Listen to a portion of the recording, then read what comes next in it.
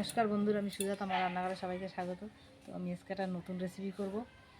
দেখুন, সজনে গাছে ফুল হয়েছে, সেই ফুল দিয়ে আর নারকেল চিংড়ি মাছ দিয়ে করব। এই দেখুন, এই যে সজনে ফুল, এই ফুলেই আমি নিয়ে নেব।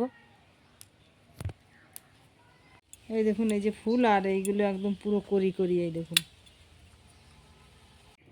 তেল গরম করে নিয়েছি। দেখুন, কাঁচা জিরে দিয়ে দিচ্ছি, চিংড়ি মাছ ভেজে নিচ্ছি। গঙ্গার চিংড়ি, এই গঙ্গার চিংড়ি দিয়ে আমি ভাজা করবো। স্বাদ মতন আমি নুন দিয়ে দিচ্ছি, পরিমাণ মতন হলুদ দিয়ে দিচ্ছি। হলুদ দিয়ে নাড়াচাড়া দিয়ে দিচ্ছি। এখন একটু ভেজে নিচ্ছি ভালো করে। নারকেল আর কাঁচা লঙ্কা একসাথে বেটে নিয়েছি।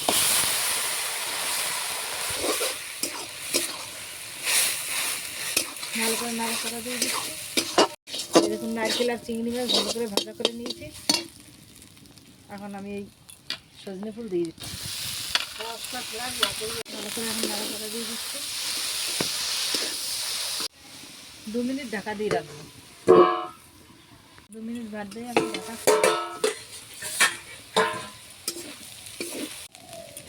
এই দেখুন কি সুন্দর হয়েছে, পুরো একদম ঝুড়ি ভাজার মতন হয়েছে। পাতা কুচি দিয়ে দিচ্ছি, ধনে পাতা কুচি দিয়ে আবার একটু নাড়াচাড়া দিয়ে তারপর লাগিয়ে দেবো। ঝুড়ি ভাজা রেডি, আমি এখন লাগিয়ে দিচ্ছি। দেখুন কত সুন্দর হয়েছে সজনে ফুলের, মানে এটা ঝুরি ভাজা বলে। তো নারকেল আর চিংড়ি মাছ দিয়ে সজনে ফুলের ঝুরি ভাজা। রেসিপিটা দেখে যদি ভালো লাগে, লাইক, কমেন্ট, শেয়ার, সাবস্ক্রাইব অবশ্যই করে দিন।